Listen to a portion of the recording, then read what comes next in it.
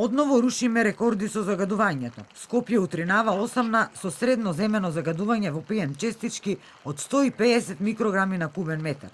Алармот е вклучен во сите институции.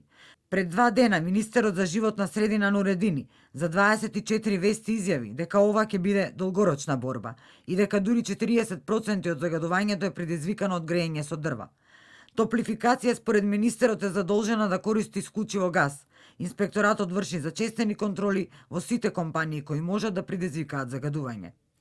Доцент доктор Мирјана Димовска од Институтот за јавно здравје и минатата недела алармираше сите да бидат заштитени и да не излегуваат од дома без потреба. Ова особено за хронично болните, но и здравите лица кои треба доколку излегуваат да бидат заштитени. Загадувањето достигнува најопасни граници во Скопје, Тетово, Битола, но и во другите македонски градови. За сега нема посебни мерки за движење на граѓаните, но во најава се седници на советите во најзагадените градови со цел утврдување на мерки. Зелените невладини организации се сомневаат дека се увезува отпад кој овде се пали.